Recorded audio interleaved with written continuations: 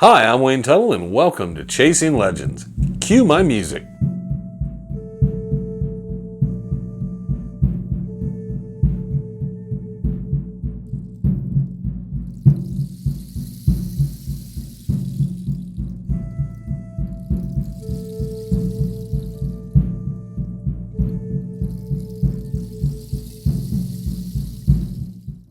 Welcome back. I'm Wayne Tuttle. I'm your host yet once again through the COVID whole thing. I'm going to try to get Frank back in here, but one of the difficulties we have is Frank and I go out and we end up spending more time treasure hunting, running around, and actually having a lot of fun. And we film some stuff that'll be in the coming episodes. But when it comes to this stuff, I always say, yeah, we're going to do a couple of these. All right, Frank? All right. And then next thing I know is I'm driving home by myself and go, oh, that's right, we didn't do anything. So anyhow, leave a comment if you so desire.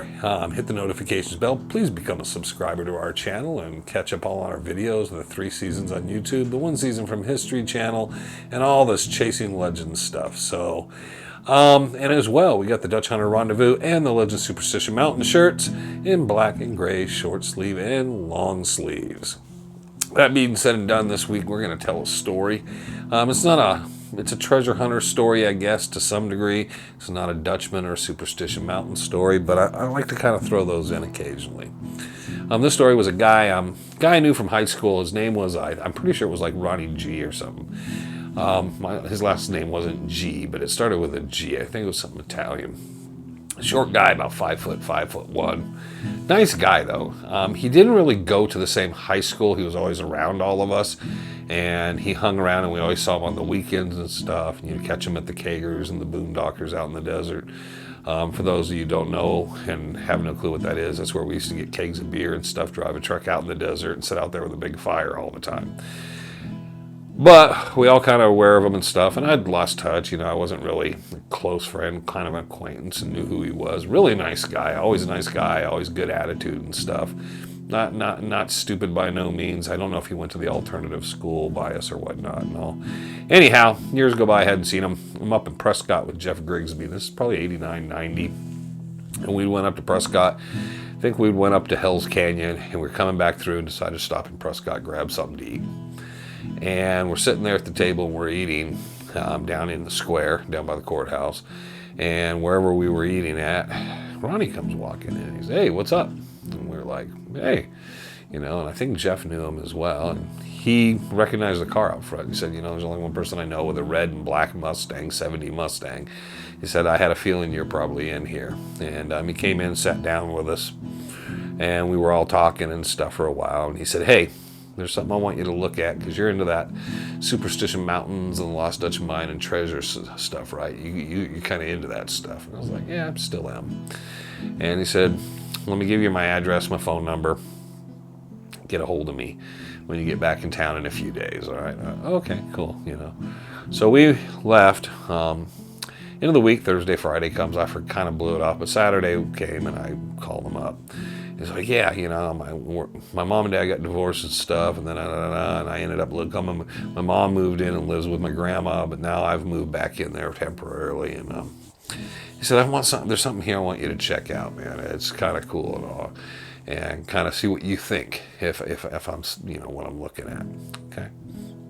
Went over to the house.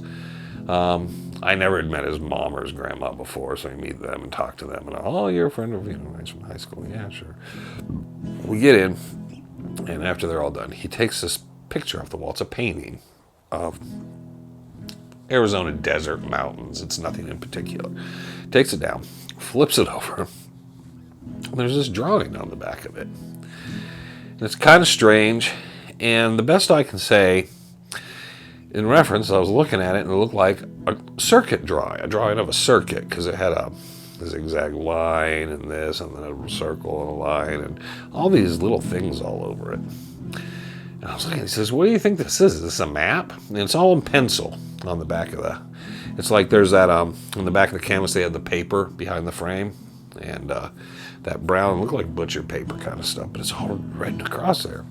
And I'm looking at it, and we sat there and looked at it for a while and talked. I think we ran out and grabbed some McDonald's or some lunch and stuff, came back.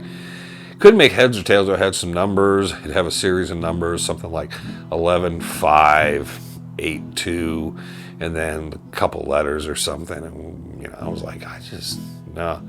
And we kept trying to figure every which way. Is there a code? Is there some sort of cipher? What was this? And he said, yeah, my grandpa was into kind of odd stuff and all. And he says, I'm sure, I don't know where he got it. Said he kind of inquired. His grandmother said, oh, your grandpa picked that up at a yard sale. Sat up there for years. When he asked about the painting in general. We didn't think much.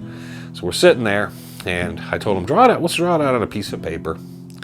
Put the painting back, and we'll just look at that, and we'll make a copy, draw 2 of them. And I'll take one home. We'll see if one of us can come up with an idea of what this might be or some clue. So I was just starting to leave, and I walked out, and there were these barrel cactuses on the side of the house.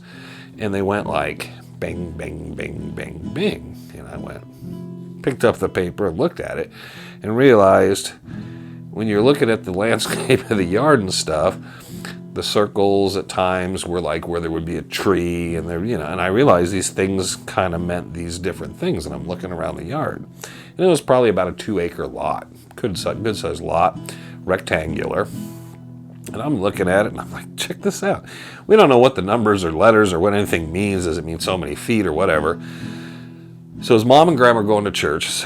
It's a Saturday, and they were going to some church function thing, bingo, who knows.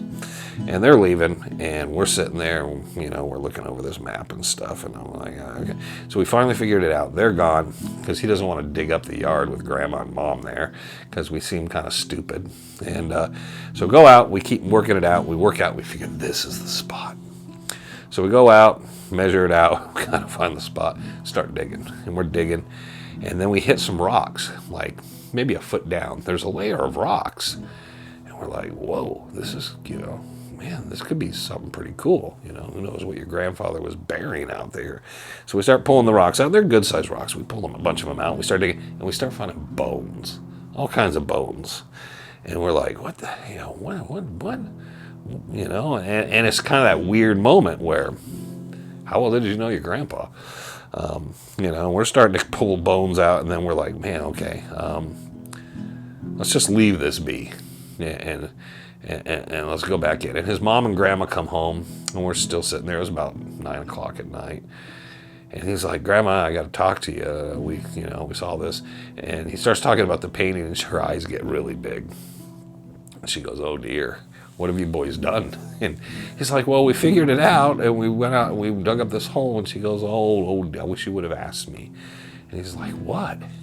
She said, your grandfather, once he passed away, wanted to make sure that I was aware where he buried all these things. And she says, those are all the dogs we've had over the years. And what he did is, in case we were going to sell the property or move or something or build something out there, put a patio deck, all those dogs, and that's the date of the year they died, and then like an abbreviated initial for something. So if it was like the dog's name was, Doc, it would be DR or DOC. But anyways, she said, no, that's all the dogs and some of the cats that we had on the ranch for a while, and they're all buried in these various spots, their favorite places where they like to lay and stuff.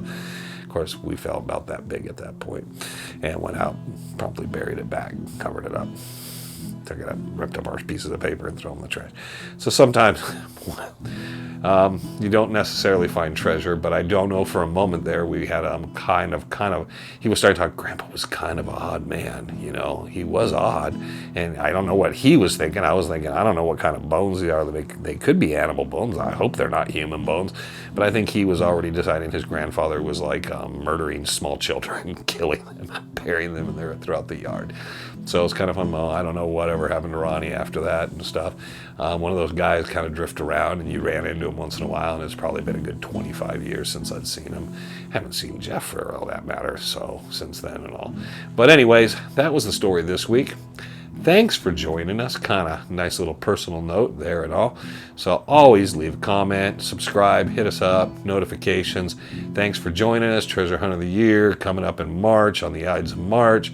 Hopefully we will be there, and we will be able to get everything together, and we'll have another inductee into the Treasure Hunters of the Year Hall of Fame kind of whole deal and all that.